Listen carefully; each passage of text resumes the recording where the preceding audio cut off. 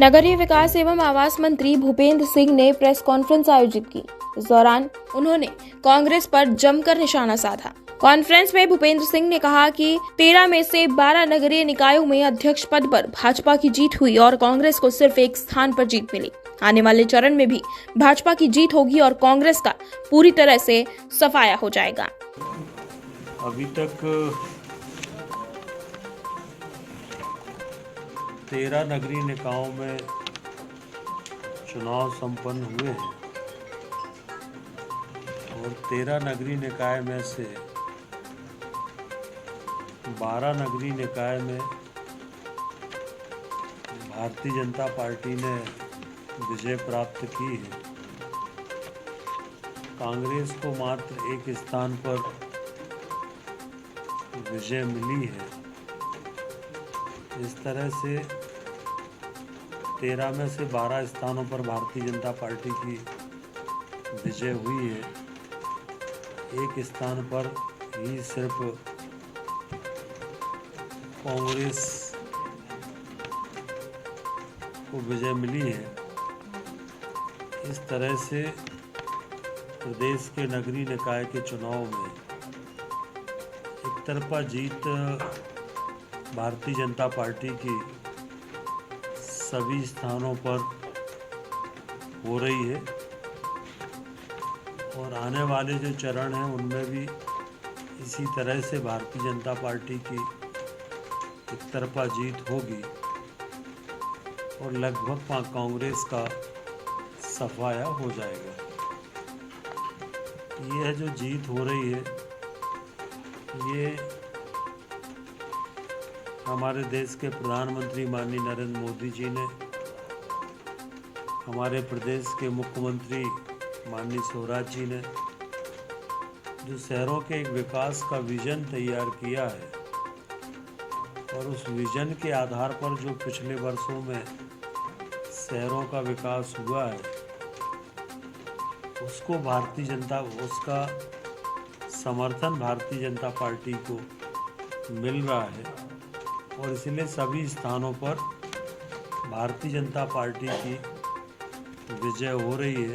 वहीं national Herald मामले का जिक्र करते हुए मंत्री भूपेंद्र सिंह ने कहा कि कांग्रेस ने स्वतंत्रता संग्राम सेनानी के नाम पर जमीन ली थी। बिल्डिंग का कमर्शियल उपयोग करने पर सील करने की कार्रवाई होगी। इसके साथ ही जांच कराई जाएगी और उपयोग करने वालों के खिलाफ भी कार्रवाई की जाएगी। निश्चित रूप से जांच कराएंगे और जांच करा के रिपोर्ट आने के बाद इसको अगर इसका कमर्शियल उपयोग हो रहा है तो इसको भी सील्ड करने की कार्रवाई होगी और जो लोग भी कमर्शियल उपयोग कर रहे हैं या जिन्होंने भी किया उनके विरुद्ध भी सख्त कार्रवाई होगी। ये हमारे देश के स्वतंत्रता सेनानियों के नाम पर जगह ली और वो जगह पूरा कांग्रेस के लोगों ने अपने नाम पर करा ली, संपत्ति अपने नाम पर करा ली। जैसे दिल्ली का नेशनल हेराल्ड का मामला है तो हजारों करोड़ की 5,000 करोड़ की प्रॉपर्टी है, वो कांग्रेस में राहुल गांधी सोनिया गांधी ने अपने नाम से करा ली, जबकि वो 3,000 स्वतंत्रता सेनानियों के नाम पर वो जगह दी गई थी। तो इनने स्वतंत्रता सेनानियों को भी नहीं छोड़ा और वो जगह भी अपने नाम से कर ली और इसीलिए सुप्रीम कोर्ट से इनको कोई रियायत नहीं मिली है और जमानत पर अभी ये छूटे हुए। वहीं हर घर तिरंगा अभियान पर दिग्विजय सिंह की आपत्ति से संबंधित मीडिया के सवाल पर भूपेंद्र सिंह ने कहा कि दिग्विजय सिंह हमेशा भारत के खिलाफ बोलते हैं। तिरंगा लगाने पर उन्हें कौन सा षड्यंत्र समझ में आता है। हमारा उद्देश्य है कि देश के लोग राष्ट्र प्रेम से ओतप्रोत हों। विपक्ष के लोग नहीं चाहते कि भारत सक्षम हो। देखिए, दिग्विजय सिंह जी हमेशा भारत के खिलाफ बोलते हैं। हमारे देश का राष्ट्रीय ध्वज लगाना, इसमें उनको किस बात का षड्यंत्र समझ में आता है, ये समझ में नहीं आता। हम सब इस बात को जानते हैं कि अगर जो भी देश अपने आज़ादी के इतिहास को नहीं जानता या आज़ादी के इतिहास का सम्मान नहीं करता वो देश हमेशा गुलामी के मार्ग पर खड़ा रहता है। माननीय प्रधानमंत्री जी ने यह जो राष्ट्रीय ध्वज घर घर तिरंगा लगाने का जो अभियान निश्चित किया है, इसके पीछे उद्देश्य यही है कि हमारा जो देश है वो देश राष्ट्र प्रेम से ओतप्रोत हो,